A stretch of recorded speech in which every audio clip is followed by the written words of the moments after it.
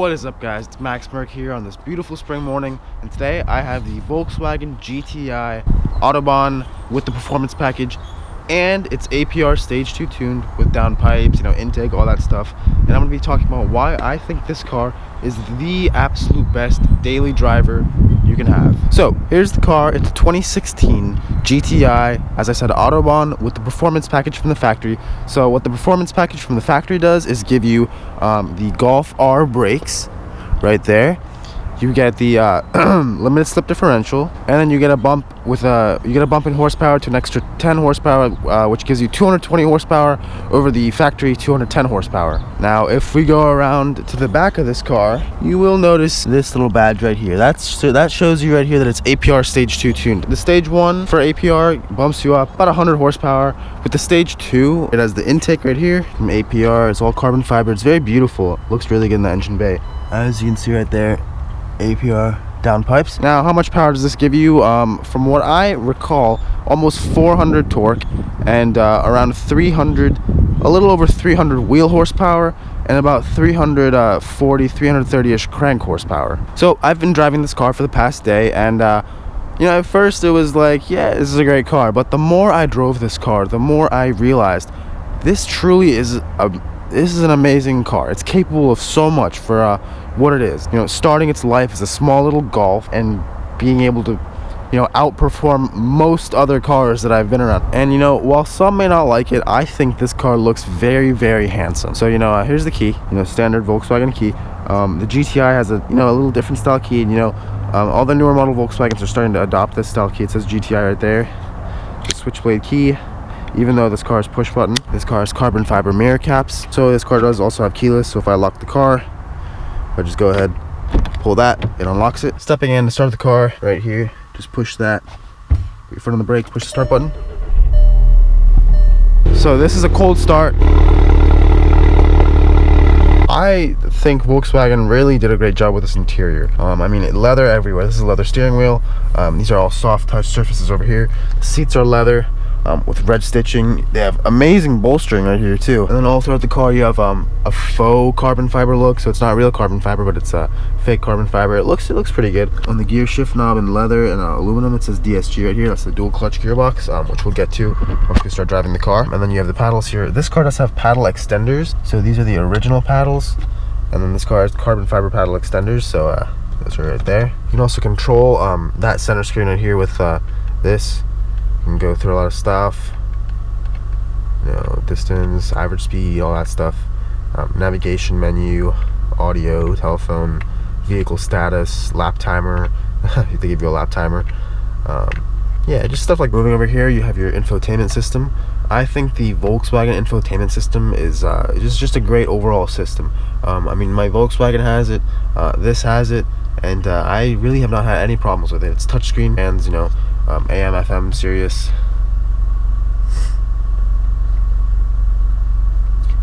Has a lot of functionality. You can go to your setup right here. You can adjust the sound. The sound system in this car is amazing. It has the Fender premium sound system, and every single person who has gotten in this car has complimented or brought up the sound system in this car. So you have radio. I can even use this dial right here, but radio, media, telephone, navigation, traffic, Sirius, travel stuff, vehicle, App Connect. App Connect is CarPlay, as I was saying. So you have Android Auto, CarPlay, Mirror Link, which I've never heard of, but to use all these features, you plug in your phone right there, and then you have App Connect. And then going back, you have images. So if you connect your phone, you can see some images, or even an SD card, I believe, but I'm pretty sure it's off your phone. Images, sounds. Moving down, all these GTIs have standard heated seats. Right there you have different climate control settings, as you can see right there. Dual zone. You can adjust the temperature with this. You can sync it, so you have different temperatures. I'll turn that off. This is your fan speed right here. I'll turn all those off, and if you push that menu button, it'll pull up a little climate control display right here. And then if I push right here, that's mode. That'll give you comfort, normal, sport, or individual. And if I go to individual, I can push adjust right here, and then that'll let me change DCC, sport, steering sport, drivetrain sport, front differential lock sport, adaptive front lighting sport, interior engine sound sport, and then I can reset all those. This car, as I said, it has the APR ECU tune, stage 2, and it also has the transmission tune. The TCU is what I believe it's called. Last but not least, up here, all this lighting is all LED, you know, front and rear. Up being the Autobahn, it has this beautiful panoramic roof. This shade comes up. I have my seat right here set for a 6-foot male, and I am not that bad in here. And then I can adjust the fan back here as well. I pull this, it has a little through to the trunk for, you know, skis or whatever you want to put in there. And these seats do also fold down, so if I pull that, they fold down and give you straight access to the trunk, you know, making this car really good for carrying stuff. So guys, let's get this driving portion of the review started. So once again, to start the car, start button right there, put the car in drive. I'll start off this you know, review in comfort mode. So comfort, let's go. Steering is very soft in comfort mode. Doesn't require a lot of effort. Throttle is not very sensitive. For city driving, you know, being comfortable, this is great. I mean, exactly what you'd expect.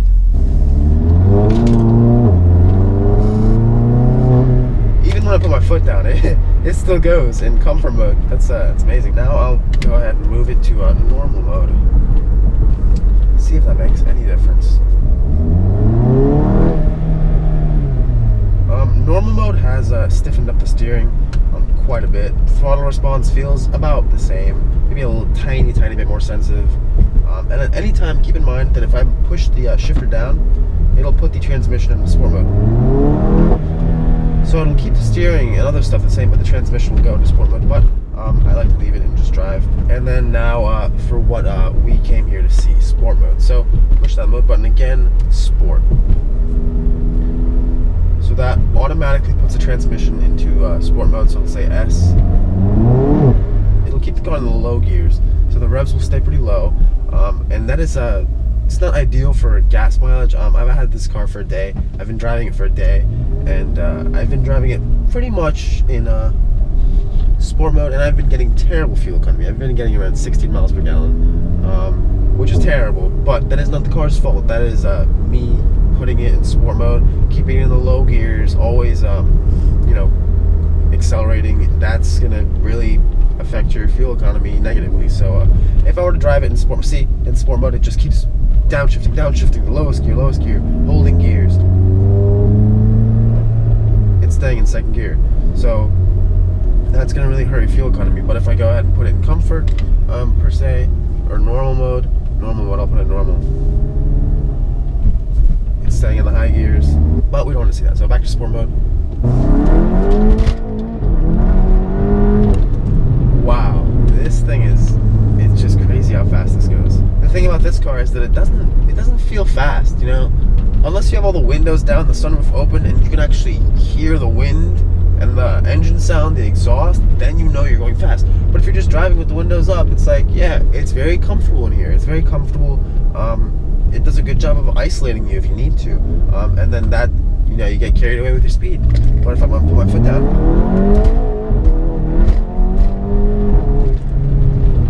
it doesn't feel like I'm going that fast. Then I look down and I'm going pretty fast. So if I go ahead and put it, slap it to the right, that'll give me manual mode. That'll let me shift. And you know, this car just wants to spin. When I floor it, the traction control lights up and it cuts power. And if I turn it off, it just spins. So watch. I turn off traction control, it just spins. You can feel it. Granted, the limited slip differential really helps out with that. Whereas if you didn't have that limited slip differential, it would probably, you know, torque steer a lot more. Off the line, it wouldn't be as smooth as it is. Other cars, maybe off the line, they'll get this car just because all the spinning and stuff. But as soon as you take off, and as soon as you feel that boost kick in, this car just takes off. You know, I really love what the owner of this car has done with the paddles. These paddle extenders really do change the way this car feels. And this DSG is just lightning quick, you know. Gear shift. You know, you just tap it, it just shifts gears, no questions asked. And it goes into whatever gear you want, and it stays in that gear. even when I put it into sport mode, it is always in the gear I want, and it stays in that gear. So put my phone down,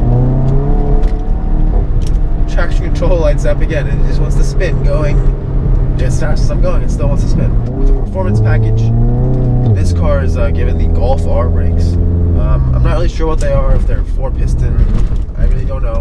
I haven't looked into that, but I will tell you, the brake feel in this car is just amazing. You put your foot down, and it doesn't. It's very linear in this car, which is weird because my Volkswagen Jetta is not linear at all. You put your foot down, you get nothing, everything. But in this car, it's pretty linear. I can feel it. You can really get a precise amount of braking that you want. And I've driven the Mini Cooper, John Cooper Works. I have a video of that car. That one was a manual. That's a great car too. Truly is a great car. That car, it would torque steer. I remember it would torque steer, and it was a great car to drive. But this car is just such a driver's car. That one was like a fun little go-kart, yeah, but this is a driver's car. It does exactly what you ask it to do. It'll just carve right through these roads, no problem. This transmission, this DSG, is truly a gem. It's just great. It performs exactly the way you want. As I've been saying, this car is just great. The more you drive it, the more you respect it, and the more it grows on you. Now, back to the brakes. So I'll go ahead and go fairly good speed. We're going downhill too. Hit the brakes. It's amazing. It's amazing how fast this car stops. We're going downhill too. It grabs, and it stops the car very, very fast. People hate on GTIs until they drive them. I personally didn't think they were anything special until I drove this.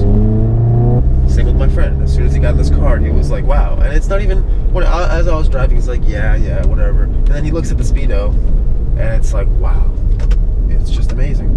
And it doesn't feel fast until you put it next to another car, as I was saying earlier. Okay, I can't speak for a stock GTI, but this with the APR Stage 2, it's just amazing. I've driven the Mini Cooper, John Cooper Works. This is hands down a superior car to that. That is just a fun, quirky, fun little car to have. But this is a serious car. This car means business, especially if they're tuned. People know what these cars are capable of. And if you want to go one step higher to the Golf R, man, I would love to have a Golf R. They're very expensive for a Golf, but if I were able to have one of those, hands down, I'd love to have a Golf R, APR tuned. That car with this Stage 2 APR tuned would be crazy. It would just leave. It would walk everything. This limited slip differential is truly essential for these cars because it eliminates that torque steer. I can't imagine how bad the torque steer would be in this car with this APR Stage 2 tune. It would be god awful. All in all, this Volkswagen GTI APR Stage 2 is pretty much the ultimate daily driver for me, and I'm sure many other car enthusiasts will agree with this because it is just very comfortable. It's very, you can fit a lot of stuff in the back. You can fit 5 people in this car, 4 doors. It's small, it doesn't take up a lot of space. Performance is great.